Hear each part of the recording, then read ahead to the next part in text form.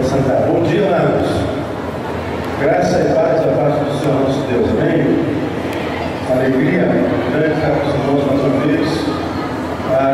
Agradecido a Deus pela honra de poder ministrá-los, de poder rever Marlon e outros amigos da Igreja de Cristo, com a qual tenho muita ligação, muitos afetos e entranháveis afetos de relacionamento. Deus abençoe os irmãos e eu gostaria de poder compartilhar uma palavra que eu espero que produza reflexão. Quem acompanha já me deve ter ouvido falar algumas vezes que existe todo tipo de pregador e todo tipo de pregação. Eu sou o tipo de pregador que faz um tipo de pregação que intenta mais alcançar o teu cérebro do que as tuas emoções. Eu não queria ministrar uma palavra que fosse fazer você levantar do banco e ser arrebatado como quem está sendo levado pelo Espírito a uma experiência catártica coletiva. Não, acho isso caro. Mas eu queria que você me prestasse o seu cérebro. Eu queria que você me prestasse o seu discernimento. Eu queria que você refletisse, que você pensasse comigo. Eu queria poder contar com a tua razão em função do que eu vou ministrar a você. Eu acho que tem tudo a ver com o que a juventude brasileira e mundial vive hoje. Abra sua Bíblia no Salmo número 37. Salmo 37.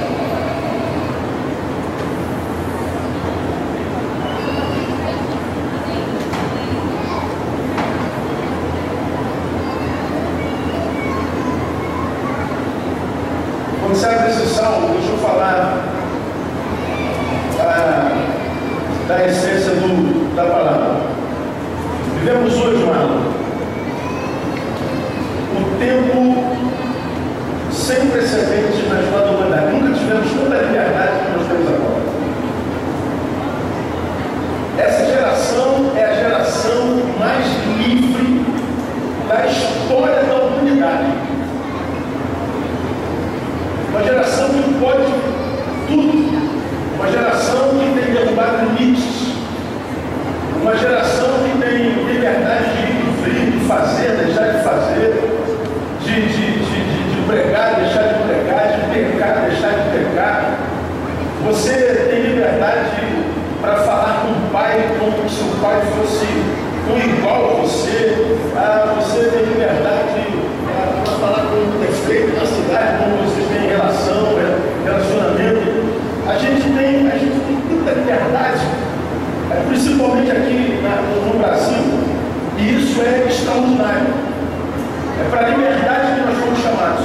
Mas, a despeito da liberdade que temos nesse país, eu nunca vi a contínuo uma geração tão escravizada.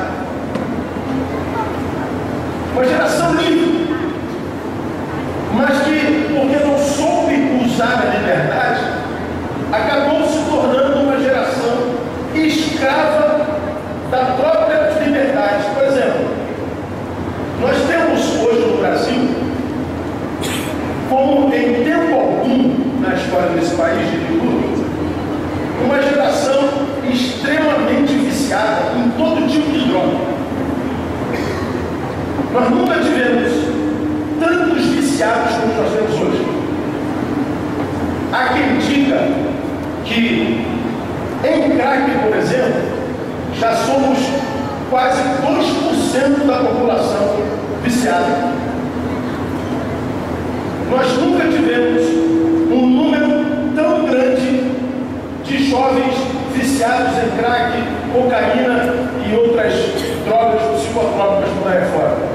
Por exemplo, nós nunca tivemos um índice tão grande de adolescentes e jovens grávidos antes do casamento. Nunca se gerou tanto filho fora do casamento, ou seja, filho não planejado, como nesse tempo presente. Nunca se abandonou tanto a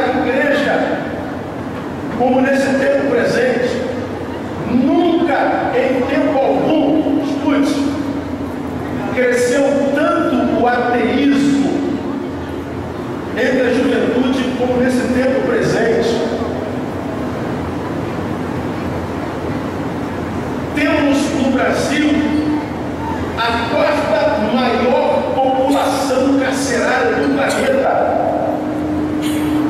A quarta maior população carcerária do planeta. E 90% destes jovens que não souberam usar da liberdade para fins pacíficos, edificantes. Uma geração livre que, porque não soube usar da liberdade, se tornou uma geração extremamente escrava. E mais, hoje, o suicídio é a primeira causa-morte entre jovens entre 15 e 19 anos no Brasil. O suicídio é a primeira causa-morte. Nunca fomos tão livres para viver. Nunca nos matamos tanto. Vivemos um paradoxo existencial. Por que nós vivemos esse paradoxo existencial? De um lado, muita liberdade, do outro lado, tanta escravidão. Simples, porque não basta ser livre. Temos que aprender a viver a liberdade. Mais importante do que ser livre é ter maturidade para viver a liberdade. Porque se livre não tenho maturidade, a minha maturidade faz com que eu me torne um construtor de uma nova cadeia. É por isso que, acredito, vivemos esse paradoxo essencial. De um lado, muita liberdade para ir e vir. Do outro lado, imaturidade para fazer isso. Tanta gente escravizada, tanta gente morrendo cedo, tanta gente presa, tanta gente viciada, tanta gente construindo família de forma equivocada, tanto suicídio, tanta apostasia, tanto índice de desgraça. Por quê, pastor? Porque mais importante que a liberdade é a capacidade para viver. Vocês terem uma ideia? Em 15 de maio de 1888, Princesa Isabel promulgou o que a gente chama de Lei Áurea. Todos nós estudamos isso no colégio. A Lei Áurea, vocês sabem, foi a extinção da escravatura no Brasil. Todos os negros que viviam em senzala, escravos dos seus senhores, dos seus donos, eles são alforriados, eles são libertados. Vocês não precisam mais servir os seus senhores, se não quiserem fazê-lo. Estão livres, as senzalas estão abertas, as correntes estão quebradas, vocês estão livres. E a luta para que a Lei Áurea fosse promulgada foi tão grande que, quando ela foi promulgada, foi celebrada não só no Brasil, mas no mundo inteiro.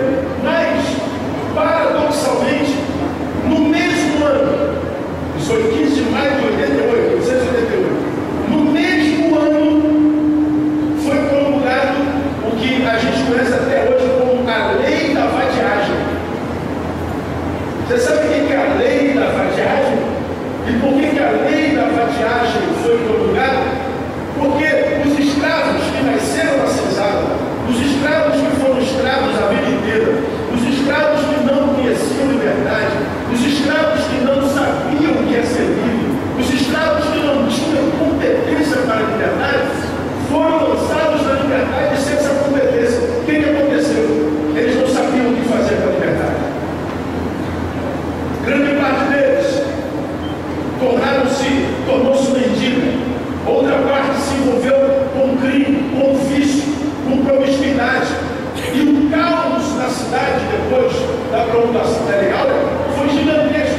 De modo que, para conter o que foi feito na cidade, por causa da incapacidade de escravos viverem em liberdade, eles criaram a Lei da Vadiagem para que o livre que não soubesse usar a liberdade construtivamente fosse preso de novo. Ou você usa a tua liberdade construtivamente, positivamente, ou é melhor que você seja escravo. Na mesma época, tantos escravos livres que não sabiam o que fazer, que não sabiam viver em sociedade, eles mesmos voltaram para os seus senhores e disseram: eu não quero a minha liberdade, eu quero voltar ao lugar onde eu nasci, que foi a Cesar. Por que eu estou introduzindo assim, irmãos? Porque me parece que nós estamos vivendo um tempo de muita liberdade, mas ao mesmo tempo um tempo onde a juventude amadurece cada vez mais tarde. Vivemos uma liberdade gigantesca, mas vivemos uma imaturidade no mesmo tempo. E quando a liberdade se encontra com a imaturidade, o que quase sempre dá é libertinagem, é destrutividade. A liberdade é uma grande conquista da sociedade, e é nossa também, em Cristo Jesus. Mas, se nós não amadurecermos para vivermos a liberdade com sabedoria, é possível que nós sejamos construtores da nossa própria cadeia. É possível que a vida olhe para nós e veja em nós o inimigo. É possível que a vida olhe para nós e veja em nós alguém com quem ela não queira se relacionar. E aí nós vamos ver exatamente o que nós estamos vendo aqui. Você que me acompanha, me vê falar, por exemplo, muito sobre suicídio. Por que eu falo muito sobre suicídio? Porque eu me encontro com gente assim o tempo inteiro. Além de pastor, sou profissional da humana. Não há uma semana que eu virei para o consultório que eu não atenda uma mãe dizendo: pastor, eu quero muito que o senhor me ajude, porque minha filha tentou suicídio ontem, no culto da noite, aconteceu isso. Uma menina que eu vi crescer, uma menina que eu vi adorar o Senhor com danças, como eu vi filha de Marlon dançando aqui agora. Uma menina que foi inserida nos juniores da igreja, foi adolescente da igreja. Uma menina que amadureceu na palavra, uma mãe que tem o joelho calejado de oração, que ensinou essa menina o lugar dela no reino de Deus, no coração do Pai. Essa menina, quando chega aos 18 anos, ela se envolve com uma outra menina. Alguém a convence que ela é lésbica. E ela então abandona a mãe, abandona o pai, abandona o Senhor, abandona o ministério, abandona a igreja e vai viver com uma amiga. Bom, isso dura por eles. E aí ontem a irmã veio falar: pastor, pelo amor de Deus, me ajuda. A minha filha tentou se matar essa semana duas vezes. O pastor foi lá, faça alguma coisa pela minha filha. E o triste é que a gente não pode fazer nada, mano. A vida dela é dela. Só ela pode fazer por ela. A tua vida é tua, a minha vida é minha.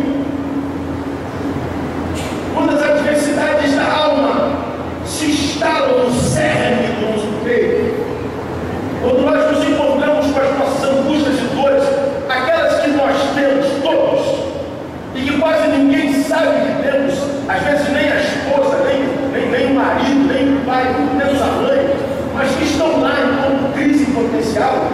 Se esse negócio não for tratado com maturidade, nós podemos cair no engodo no qual cai essa geração.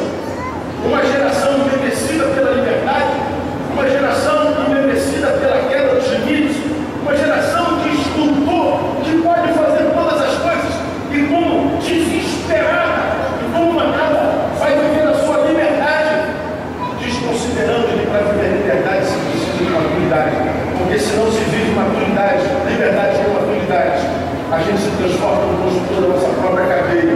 E nós vamos ver o que nós estamos vendo nessa geração. Uma geração suicida, uma geração viciada, uma geração triste, deprimida, uma geração desistente, uma geração que começa um monte de projeto e não acaba quase nenhum. Uma geração refém da própria imagem, uma geração frágil, uma geração perto da qual, se alguém chegar e falar: você está fortinha, hein? Pronto, acabou. A pessoa deprime. A pessoa quer morrer, a pessoa desiste.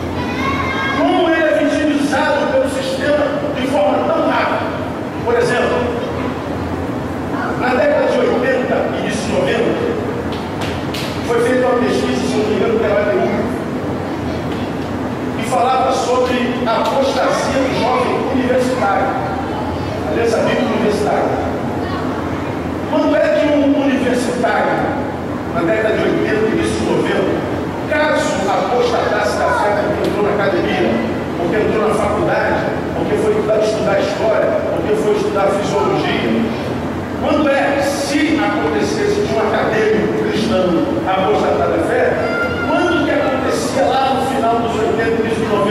Acontecia entre o sexto e o oitavo período. Acontecia no terceiro ou quarto ano, no final da faculdade. O jovem aguentando o bombardeio do ateísmo acadêmico, o jovem ia aguentando o escárnio do gnosticismo acadêmico, o jovem aguentava pagar o mico em nome de Jesus por 3 anos, e quando ele não aguentava, era no terceiro ou no quarto. Hoje, o jovem apostata no segundo período.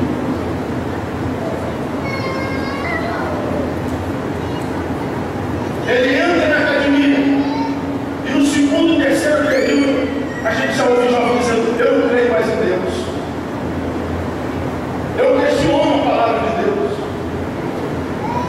eu questiono a realidade espiritual, eu questiono a realidade do metafísico, eu questiono. Pois é, foi desconstruído com tanta facilidade, desistiu da fé, desistiu do chamado, desistiu da vocação, desistiu de ser quem era no coração de Deus, para ser mais um no coração dessa geração corrompida. Aí a questão para a nossa reflexão dessa manhã é: por que isso tem acontecido? Pastor, por que Deus se manifesta e fortalece a sua igreja, fortalece seu povo, fortalece a juventude? Porque não é assim que Deus trabalha. Você está no Salmo 37? Leia comigo. 23 e 24. Confirmados pelo Senhor são os passos do homem em cujo caminho ele se deleita. Ainda que caia, não ficará prostrado, pois o Senhor lhe segura a mão. Essa está escrito aí, viu? Vamos juntos, bem alto, mesmo com as versões diferentes, vamos lá? Confirmados pelo Senhor são os passos do homem em cujo caminho ele se deleita. Ainda que caia, não ficará prostrado, pois o Senhor lhe segura a mão. Esse texto, ele traz algumas verdades que eu quero compartilhar com os irmãos, muito pertinentes para essa realidade, para essa conjuntura de desistência de juventude, para essa conjuntura de desconstrução humana pela qual essa geração passa sem perceber. Toda vez que eu falo sobre esse texto, eu lembro de Leonardo Boff. Leonardo Boff é um autor que eu gosto muito. Ele falando sobre sabedoria, ele falou assim: ó, a sabedoria de um homem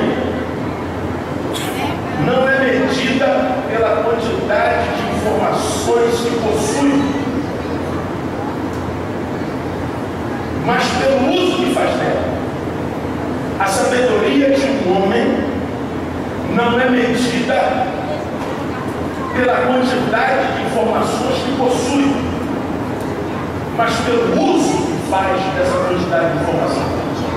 Bom, para Boff, com que eu concordo e é o de o que é o homem sábio? É o homem que estudou demais, é o homem que adquiriu muita informação, é o homem que adquiriu muitos canudos, é o homem que adquiriu muito saber. Não. É o homem que pega esse grupo de todos e usa para o bem dos recursos. O homem não é medido enquanto saber ou sabedoria pela quantidade de informações que o homem faz dela. Eu acho que é aqui que reside a dificuldade dessa geração.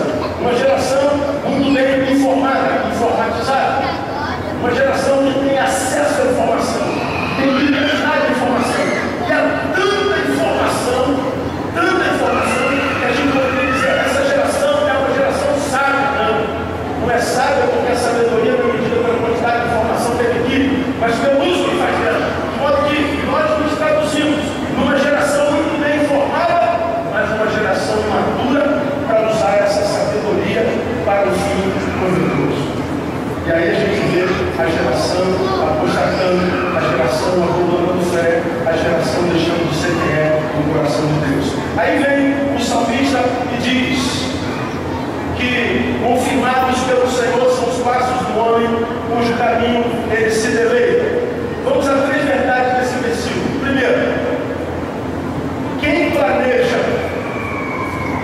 passos do homem é o homem. Repita após mim: quem planeja os passos do homem é o homem. Mais uma vez diferente: quem planeja meus passos sou eu. Por que é importante falar isso aqui? Porque nós cristãos achamos que, porque cristão, amado, é Deus que vai fazer o que não está acontecendo. Eu vejo vocês dizendo o tempo inteiro: eu quero saber qual a vontade de Deus. Eu estou esperando em Deus.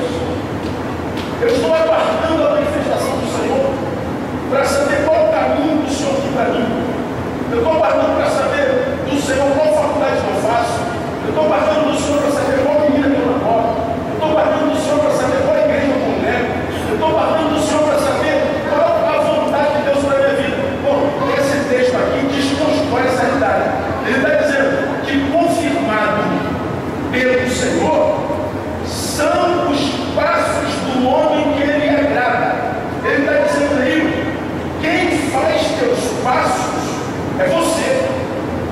Eu confirmo ou não.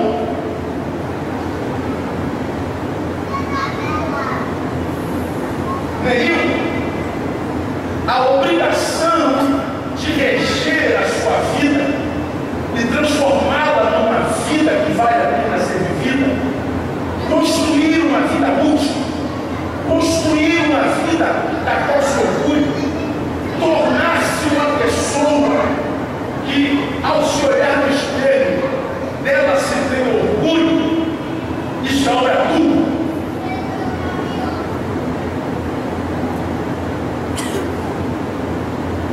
Quem constrói o teu caminho é você. Quem constrói os teus passos é você. O Senhor está dizendo: se os passos que eu planejei lhe agradam, Ele diz: então eu os confio.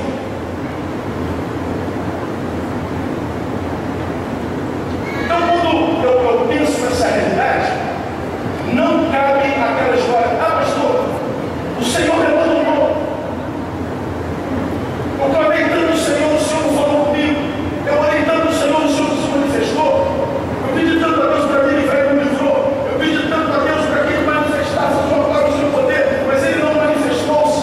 Ó Deus, por que tu não te manifesta? Por que tu não revela? Porque não é assim que Deus trabalha. Deus está dizendo que quem faz os meus passos sou eu. Quem planeja os meus passos sou eu. E Ele diz que nós é que planejamos os nossos passos por pelo menos duas razões. Primeiro, porque Deus respeita a liberdade que nos concedeu em Cristo Jesus. A Bíblia diz, você conhece esse texto: se pois o Filho vos libertar, como para mim, verdadeiramente sereis livres. A Bíblia fala de uma verdadeira liberdade. Se o Filho liberta, verdadeiramente sereis livres. A ideia para que existe uma falsa liberdade. Ele está dizendo: a verdadeira liberdade, quem dá é Jesus. Como nós somos servos desse Jesus, somos verdadeiramente livres. Quantos verdadeiramente livres nós temos aqui nessa manhã? Glória a Deus. Me ajuda, está tudo alguém está falando, fala só: você é livre, cara.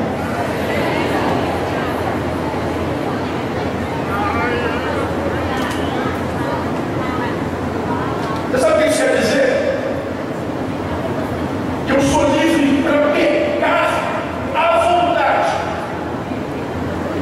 mas sou livre para dizer não ao pecado.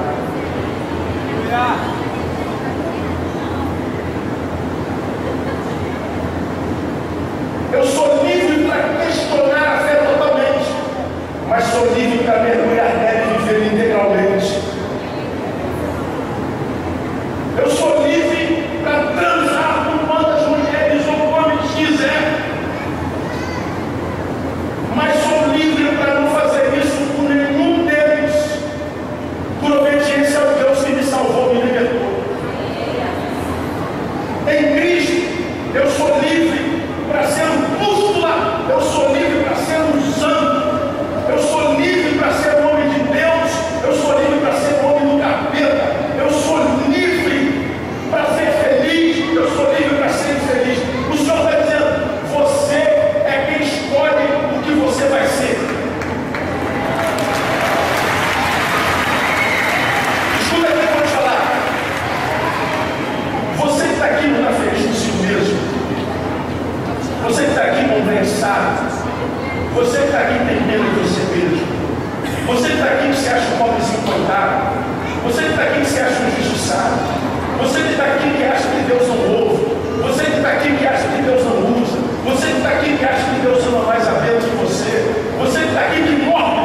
mesmo, e se acha injustiçado, e por isso que você não está irrompendo em vida, eu quero dizer para você, no nome de Jesus, você está completamente enganado.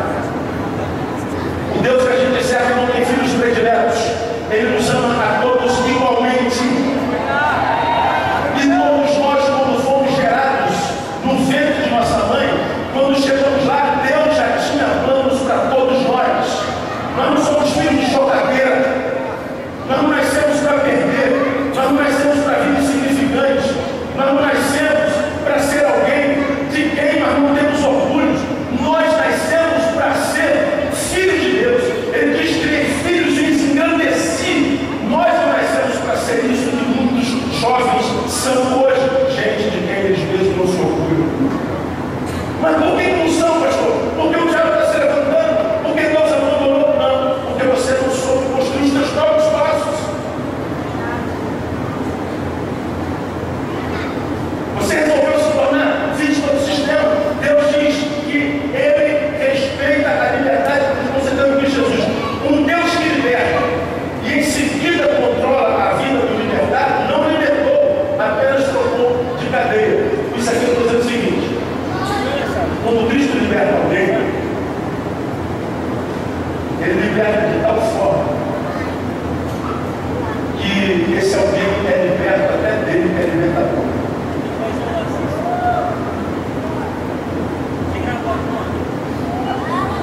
Ele nos tira das trevas, do pecado, e nos transforma maravilhosa luz. Ele nos chama, Marlon, para servi-lo. Diz assim: Marlon, você está livre, inclusive para não me servir esse condição.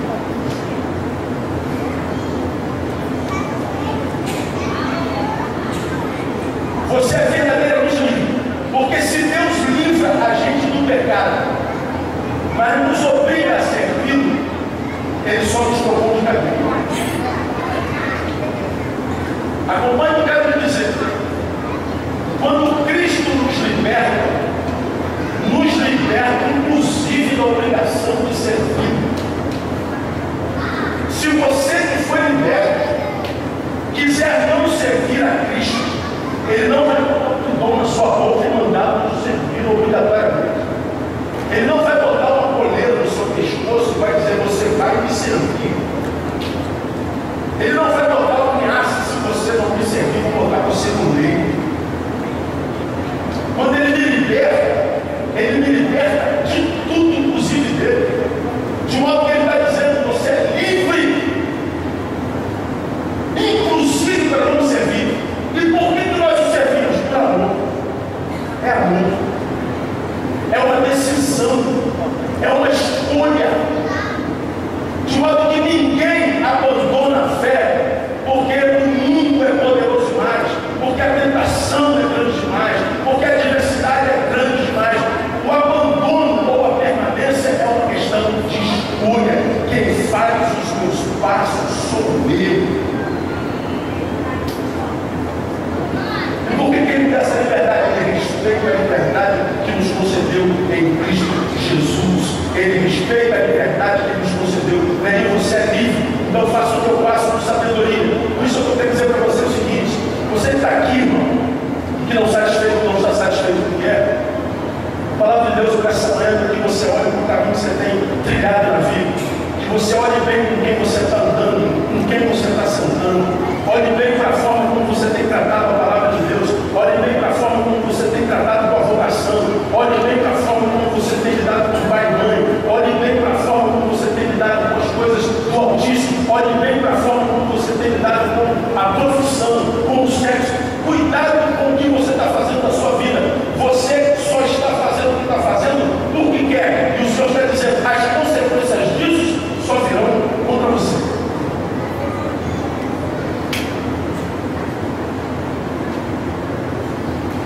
Essa geração escrava não é escrava porque o diabo é poderoso demais. É porque é uma geração que não tem poder de autogestão.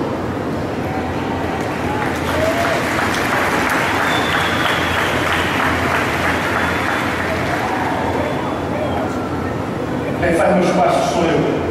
Por quê?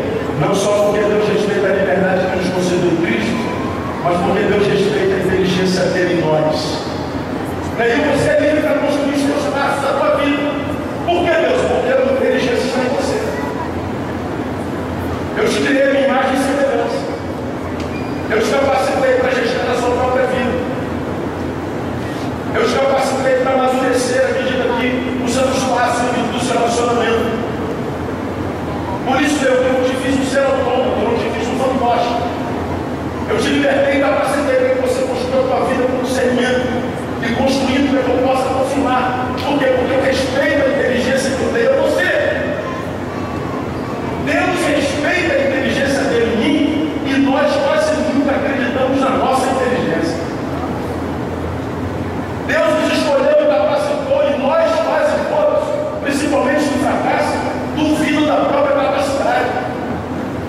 Quando a Bíblia diz que confirmados pelo Senhor são os passos do homem que lhe agrada, ou seja, caminha em passos que ele agrada, que ele confirma, se nós construirmos passos que agradam ao Senhor, ele está dizendo assim, Neil, você nada mais está fazendo usando a inteligência que eu te dei. Então, Neil, usa essa inteligência e transforma a tua vida numa vida que vale a pena ser vivida. E eu caminharei contigo na jornada. Olha, se Deus caminha na jornada, não tem naufrágio. Quando eu olho essa sociedade desconstruída, essa sociedade escrava, essa sociedade viciada, essa sociedade desacreditada, eu vejo uma sociedade que me parece abrir mão da inteligência que Deus deu a cada uma delas. Quando digo que Deus respeita a nossa inteligência, eu estou dizendo também que haverá momentos da nossa vida, na minha e na tua, em que nós vamos nos ver numa encruzilhada. E nós vamos ter dúvidas. E nós vamos pedir para Deus revelar a sua vontade. Deus, para onde eu vou? Qual o caminho eu trilho? Eu estou dizendo que porque Deus respeita a nossa inteligência, eu estou dizendo que haverá momentos que nós vamos pedir para Deus se manifestar, nos mostrando a sua vontade, e Deus não vai se manifestar.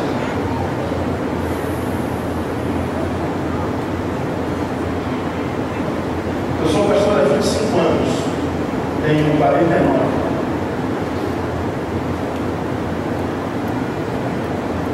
E houveram tantos momentos no ministério em que eu pensei em desistir, totalmente. Momentos difíceis, com liderança, com diálogo, com ovelhas. Fui pastor aos 23 anos de idade. Quantos aqui têm menos de 23 anos? Né? Acho que é a maioria, né? Quantos têm mais de 23 anos? A maioria tem menos de 23 de novo. Então, a maioria sim. Eu fui consagrado pastor aos 23 anos de idade. Cheio de dúvida. Sabia nem quem era. Mas eu fui para o ministério. Eu me lembro como se fosse hoje a primeira vez que eu fui atender um casal. Eu com 23 anos de idade, casado a 2, senta-se um casal na minha frente, em crise. Eles começam a falar tudo. Aí eu perguntei assim, quantos anos de casado vocês têm? 25 anos. Quantos anos de casado vocês têm? 25, eu tenho 23 de idade. Me deu um pavor. Me deu um desespero. Falei, meu Deus, essa gente tem mais tempo de casado do que eu de vida. O que eu vou dizer para essa gente? O que eu vou falar para essa gente? Que tipo de conselho eu dou para essa gente? Eu não me lembro absolutamente nada do que eu disse, mas eu me lembro totalmente do que eu senti quando o casal saiu do meu igreja. Deus, eu estou abandonando o ministério exatamente agora. Porque quando eles começaram a pedir conselho, eu comecei a orar dentro de mim. Deus, fala comigo. Enche minha mente com a tua palavra, me dá uma palavra para dar essa gente, me dá sabedoria para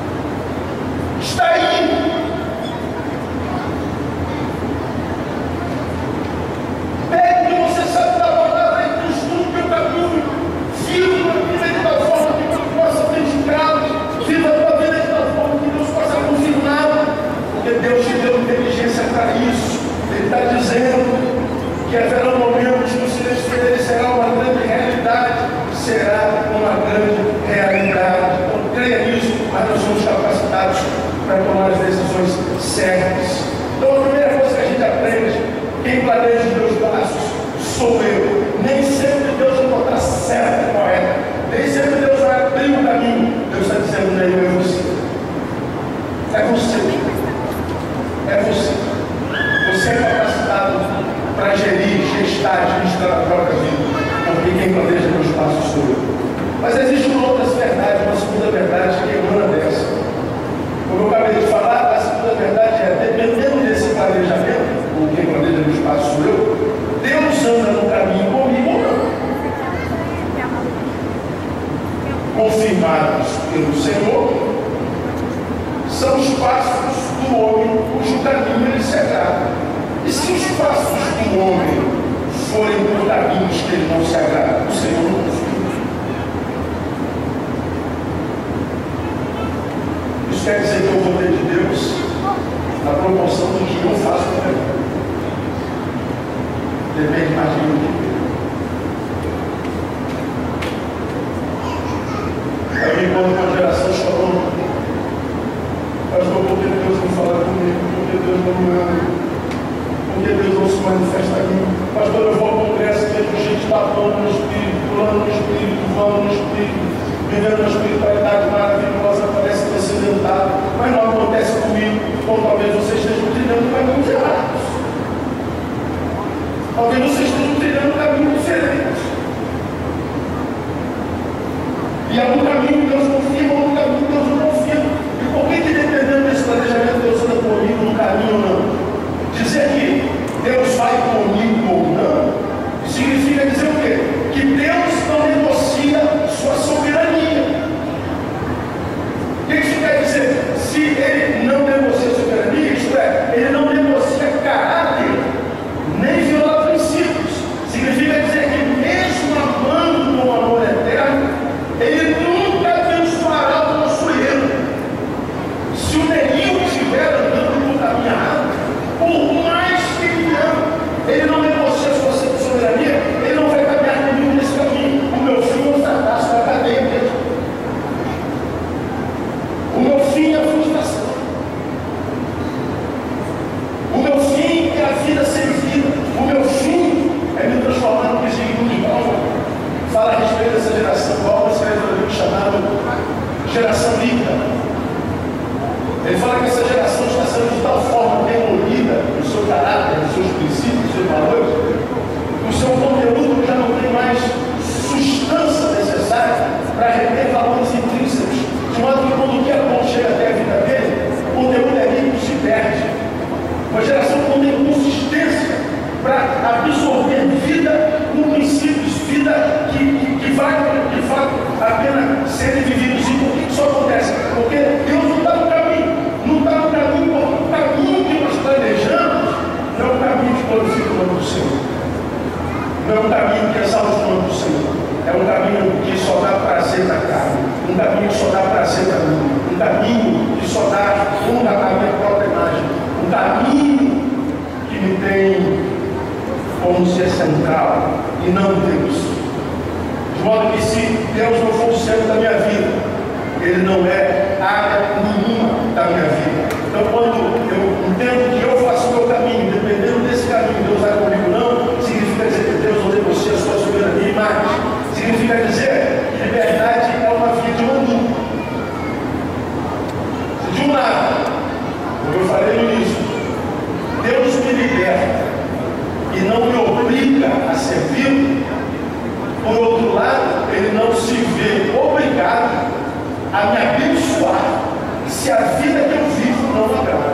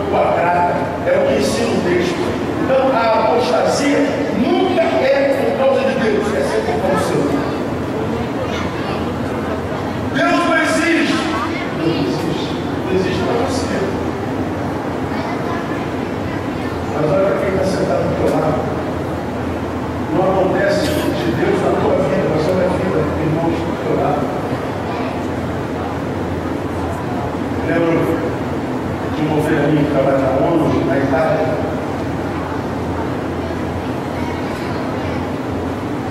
Ela defendeu sua tese de doutorado. Ela falou sobre a Bíblia e a justiça social. Ela terminou a tese dela e se convenceu. Jesus, eu sou o pão da vida. Na discussão da banca, um dos professores falou: poxa, você foi tão bem na sua tese, mas infelizmente você citou Jesus no final, estragou. Eu estou tentando dar o zero. Ela perguntou: mas como você vai me dar zero só porque eu citei Jesus?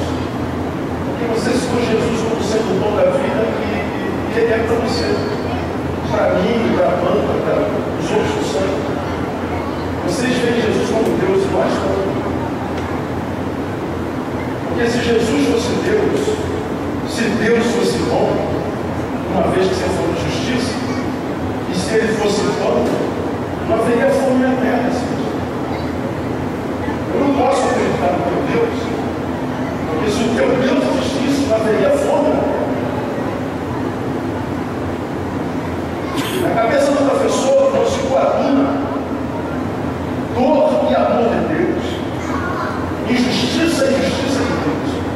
Se o teu Deus existisse, se Deus fosse bom, não haveria fome na terra.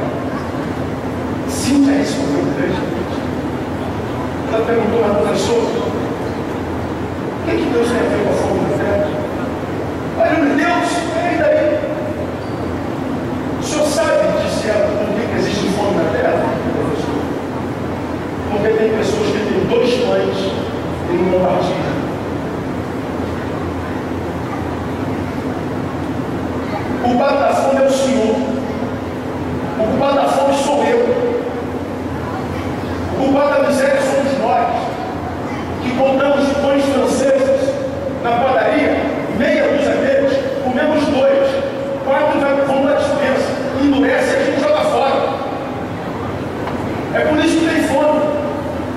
E ela começou a congregar na dissertação. O problema de vocês é que vocês acham que a existência de Deus só pode ser comprovada pelo sucesso do homem. O que vocês não entendem é que o sucesso do homem não tem a sua culpa em Deus, tem a culpa em si mesmo. Deus só vai no caminho que o homem constrói e o agrada, porque se Deus não tem poder para amarrar você e transformar em escravo, não faz isso. Por que nós achamos que ele tem que vir atrás de nós, se nós também não queremos com Deus?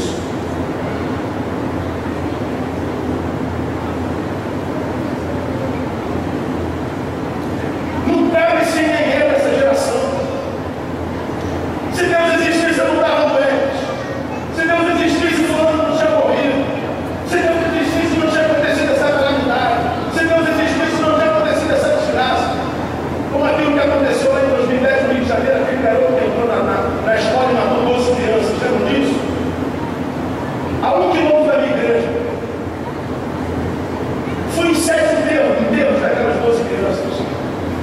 Num dos enterros, a mãe segurou na minha camisa, agarrou o menino do meu braço na minha camisa, depois que eu preparava no enterro. A filha dela morreu com 2 tiros na cabeça.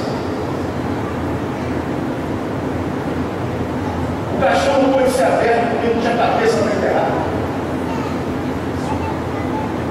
Quando eu acabo de entregar, ela pega na minha mão e diz: pastor, me explica, pastor, onde Deus estava quando aquele desgraçado matava minha mãe, minha filha?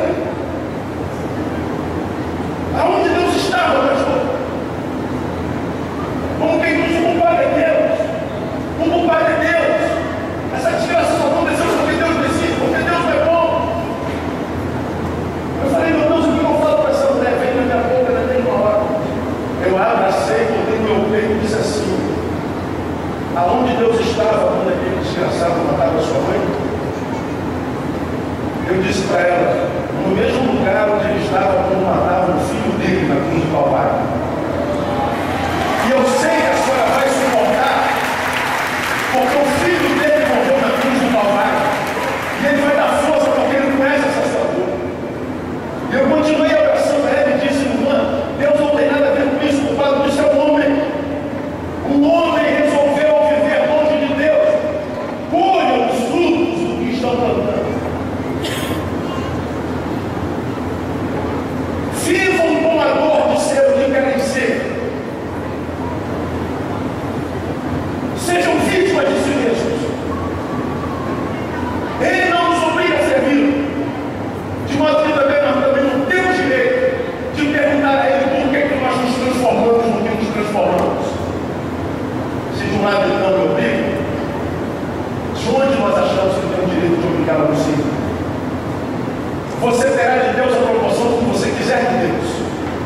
E a gente mostra que quer de Deus como? Vivendo uma vida que Ele possa autenticar, vivendo uma vida que Ele possa confirmar. Quem faz os meus passos sou eu. Não cabe essa história de que Deus não é justo, que Deus não é bom, que Deus não ama, que Deus não dá oportunidade, que Deus. O problema é o homem. O problema sou eu.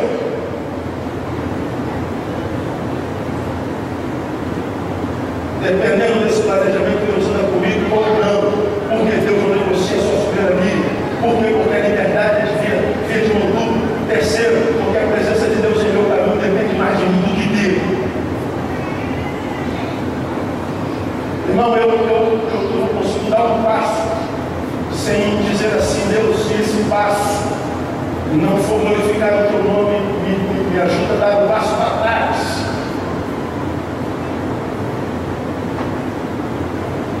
Deus, o dia que eu estiver na crise entre o bom e o correto, me ajuda a abrir mão do bom, porque nem sempre o bom é correto e nem sempre o correto é bom. Então, Deus, eu fico numa geração que escolhe sempre o que é bom, o que dá prazer, o que dá sabor, o que dá alegria, o que dá tesão, o que dá gosto, o que dá arrepios, o que é bom. Mas quase nunca o bom é correto. Eu tenho dito: Deus, me ajuda a fazer o correto, porque no final a tua aprovação será o bom dos bons, será a coisa boa de todas as coisas boas, porque não há nada melhor na vida do mundo que ser aprovado por Deus. Agora eu estou vendo uma geração trocando a aprovação do Deus por prazeres temporários. Se você, meu irmão, não quer ser só mais um no meio da multidão, que finge que é de Deus, que finge que está cheio do Espírito Santo, que finge que é apaixonado pelo Senhor, se você é daqueles que não quer viver uma festa coletivamente, mas você quer um Deus que te visita todo dia, um dia todo, um Deus que traz significância à sua vida, se você quer uma fé que vá além do discurso, do blá blá blá, do domingo, do culto, do mero, você quer uma vida de relacionamento com Deus, essa é a tua oportunidade para construir um caminho que Ele possa confirmar no nome de Jesus, porque depende mais de você do que dele. Deus te fez livre, Ele não te fez proposta. Depende mais de nós do que dele. Termino. Aprendemos que, primeiro, quem planeja meus passos sou eu. Segundo, dependendo desse planejamento, Deus anda comigo ou não. Terceiro, para quem tem Deus no caminho, o resultado já não é mais uma preocupação. Porque diz o texto lá: ainda que caia, não ficará prostrado. Dê um glória a Deus, Mel, por favor, e aplauda esse Deus maravilhoso.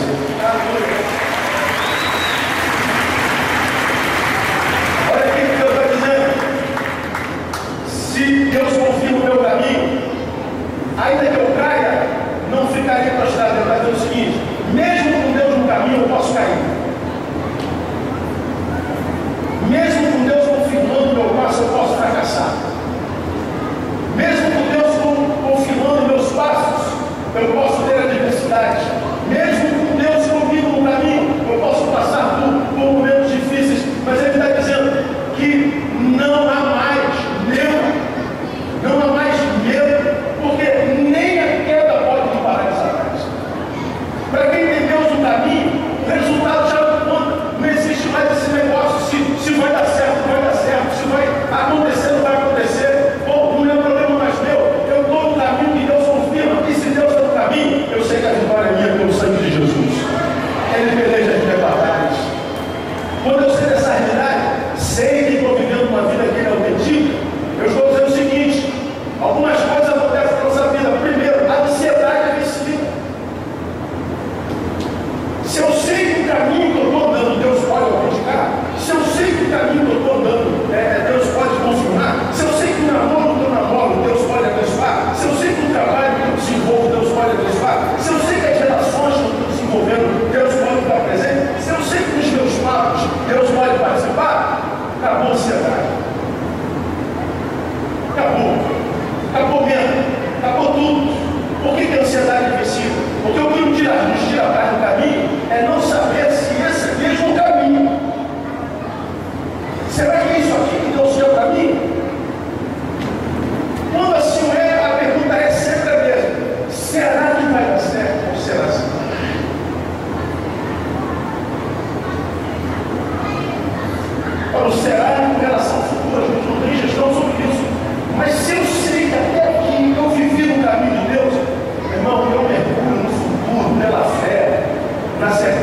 já está tudo pronto. É como eu defino fé. Sabe como eu defino fé? Fé é a certeza de que o futuro já está pronto.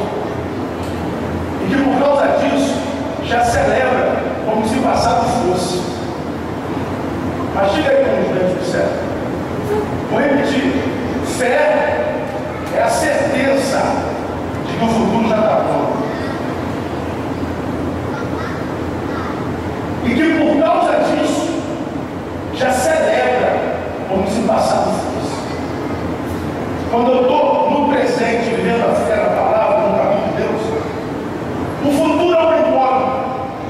Mas porque eu tenho fé no Deus que não está preso ao trono, Ele é o Deus das eras e dos tempos, eu sei que Ele já preparou algo para mim. Então, eu não vou mais com ansiedade e medo, eu vou com gratidão, porque nele já aconteceu. Não tem como fracassar, irmão. A gente vence a ansiedade. Quais são teus sonhos, meu jovem? Quais são teus projetos? O que pulsa dentro desse coraçãozinho aqui? Ó? O que você ouve e pulsa? O que bomba aqui dentro? Quando você olha o futuro, o que te apetece? O que te faz acordar esse momento? Coloca esse negócio na mão de Deus. Parte para dentro da vida, nos trilhos da palavra. Ele vai te levar até lá, no nome de Jesus, vai tirar a vitória. Olha para outra aí. Porque você está no caminho certo. Aleluia! Por que a ansiedade é vencida? Porque o futuro está pronto. Por que a ansiedade precisa ser vencida? Porque o problema da ansiedade é que ela arrefece o poder da paz em nós. A Bíblia diz em Colossenses 3,15: a paz de Cristo, para a qual também fostes chamados em um corpo, domine vossos corações. Nós somos chamados para a paz. E o que nos tira a paz?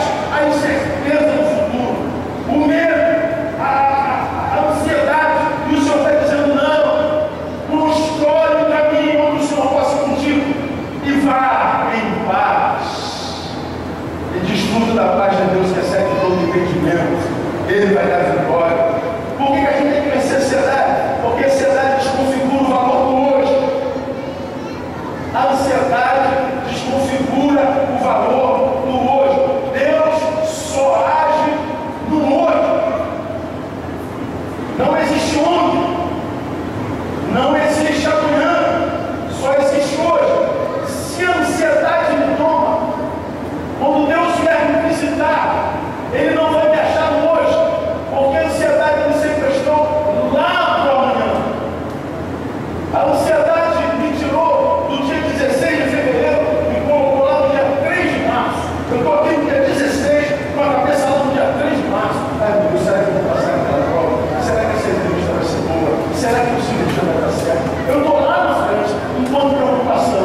Ansiedade é o quê? É excesso do futuro no presente.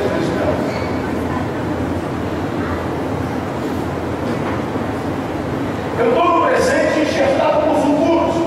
Eu antecipo. Quando eu venço a ansiedade, eu estou liberto do futuro.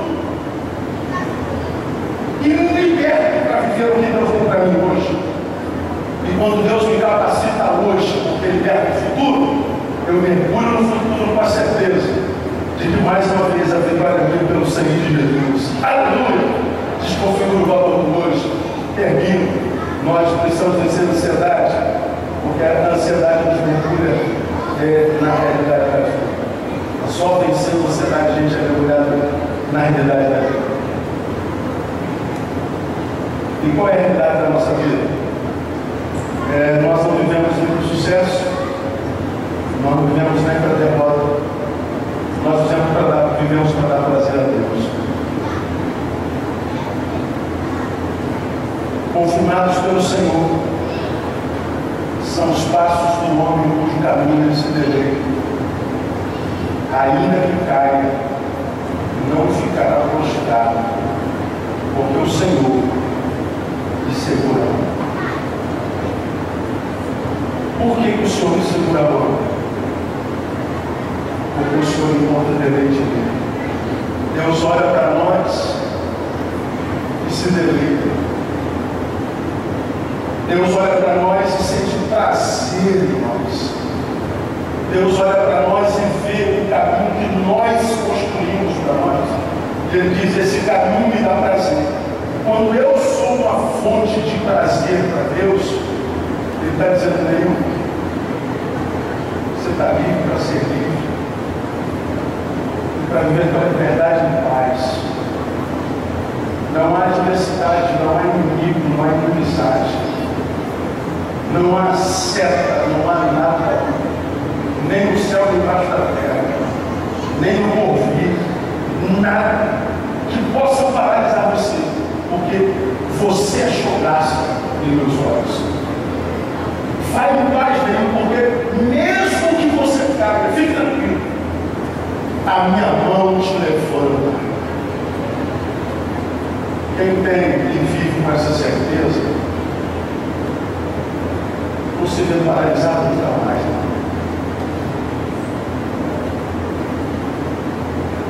O problema é se a nossa vida tem sido uma vida que dá prazer a Deus. Quando você vai lá em Hebreus 11, Galeria da Fé, a Bíblia fala de um monte de gente que pela fé fez um monte de coisas. Mas o mais lindo na Galeria da Fé é uma palavra que Deus dá junto. Deus diz assim: que Deus não se envergonha de ser chamado seu Deus. Diz que Deus não se envergonha de ser chamado seu Deus.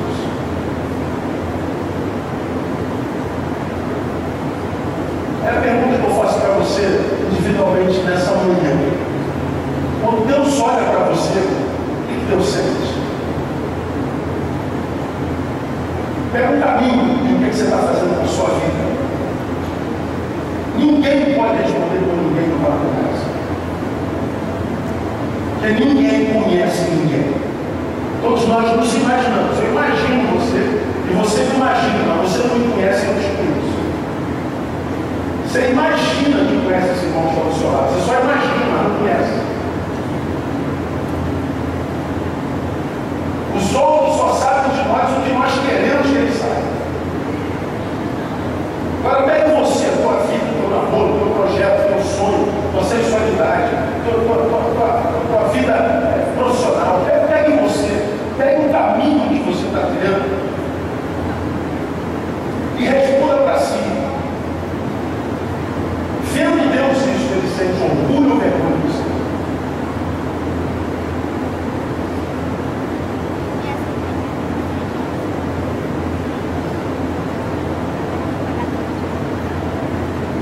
Todo lugar que eu vou, vejo preletores dizendo: vamos aqui no prazer estar na presença de Deus.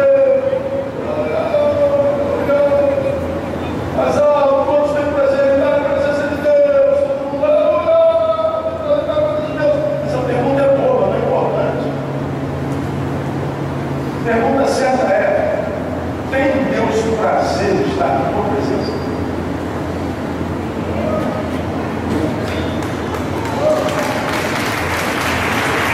Como nenhum caminho, longe dos olhos alheios, tem Deus prazer em caminhar comigo? Aonde eu vou, o que eu faço, tem Deus prazer em estar comigo?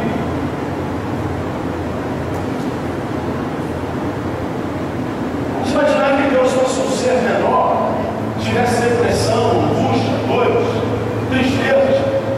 Como se Deus, quando tivesse mal, se ele passeasse pela terra, procurando alguém em quem poderia confiar em você. Você acha que Deus considera você um amigo de verdade? É o que importa. Porque se a resposta for não, meu irmão, você é um alvo potencial ao fracasso, à cadeia, à interrupção de processos, a deixar precisa ser feito inacabado. Você é mais um que vai ficar pelo caminho da apostasia. Você é mais um que vai se juntar à maioria, ao exército, que disse ser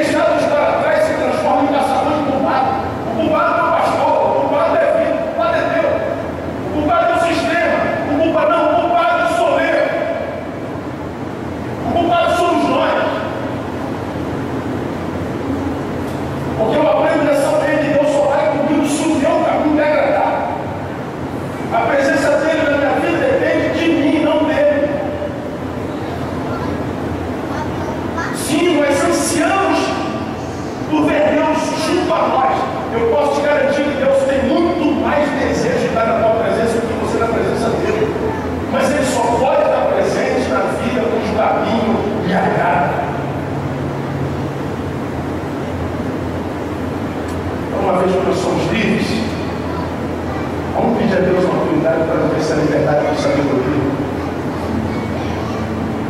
Vamos pedir a Deus essa capacidade para viver liberdade com inteligência. E liberdade com inteligência é isso que eu vou colocar para você aqui, acabei de falar. Trabalhar no banco. 20 anos atrás, 25 anos atrás. Eu e mais um rapaz numa sala, esse rapaz fumava 4 maços de cigarro por dia. Eu sou asmático. Uso bombinho. Clenil com propósito. A vida inteira. Onde eu vou, minha bombinha da comigo. Esse meu chefe era fumante inveterado. Um cigarro estava aceso e ele já estava acendendo outro. Eu virei um fumante passivo. Uma vez passando muito mal, tossiu demais. Eu cheguei perto dele e falei assim, poxa, não sei, diminuiu um pouquinho o cigarro hoje, só hoje, crise asmática. E eu não tenho como sair da sala, tenho que trabalhar. Ele estava tão irado naquele dia, acho que era a mulher dele. Ele dormiu de calça comprida naquele dia, não sei. Ele estava muito bravo. Quando eu pedi para ele apagar o cigarro, ele rompeu em ira. Só estava numa rua na sala, ele começou a xingar palavrão. Me mandou para tudo que é canto. Pensa em palavrão feio. Ele falou, mas vem aqui. Ele falou palavrão que eu nunca tinha ouvido na minha vida. Depois ele entrou no corrente de ouro. Ah, nego, vai descartar. Vocês três são todos escravos. Você se incomoda com o meu cigarro porque você não pode fumar. Você é um crente infeliz. Você não pode fumar, não pode beber, não pode transar, não pode dançar, você não pode nada. Vocês são os escravos da religião, vocês são os infelizes, vocês são os públicos, vocês não podem nada, o bando de escravos. Não se incomode com a minha liberdade, eu vou fumar, o problema é meu. Como é que é? Eu sou escravo. Você é um escravo. Você não pode nada, porque você é crente. Eu não posso nada. Peguei o cigarro dele, botei na boca, deu um cabo.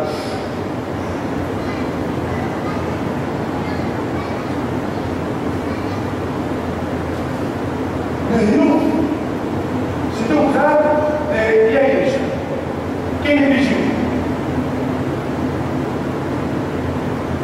Se eu chegar lá embaixo, Alexandre, mandar botar uma posse de caminho da roça para ele, e botar o dinheiro em cima do balcão, quem vai me pedir de beber? Se você pegar uma cliente dessa e levar para o hotel no final do expediente, quem vai me pedir de entrar no hotel? Hein, Alexandre? Se eu quiser subir um balcão, dar 1 quilo de cocaína, chegar até eu morrer, quem vai me pedir de cheirar cocaína? Peguei meu cigarro, quem me pediu de fumar um cigarro? Alexandre, eu posso fumar, eu posso beber, eu posso dançar, eu posso cheirar, eu posso pecar, eu posso fazer o raio do barco. Mas sabe por que eu não faço, Alexandre? Porque eu sou livre para não fazer. Escuta. Aí eu disse para ele, pega esse seu cigarro e joga fora agora. Pô, Deus, sabe o que você desde garotinho? Sabe que lugar? Quem é o escravo aqui? Eu ou você? Eu expliquei para ele que livre não é quem faz tudo o que quer. Livre é quem não faz o que não quer. Somos parte de uma geração que acha que é livre porque faz tudo o que quer, porque quebra tudo, porque transa com todos e todos, porque chega tudo e todos, porque faz o que quiser. Agora, para de fazer, eles não conseguem. Diga não, eles não conseguem. Agora, nós, amados, nós somos verdadeiramente livres. Temos liberdade para pecar, mas somos livres para dizer não ao pecado. Temos liberdade para nos unirmos à multidão do pecador, mas somos livres para nos mantermos na minoria santa, que anda no caminho de Deus. E Deus conta com uma geração de jovens maduros para viver a liberdade da glória do seu nome. Não se permita ser mais um no meio dessa geração linda, mas infeliz e vazia. Deus não te chamou para ser mais um. Deus te criou único. E Deus espera poder usá-lo muito para a glória do seu nome. Mas mais do que liberdade, você precisa de maturidade. E maturidade a gente encontra no caminho de Deus. Construa o caminho no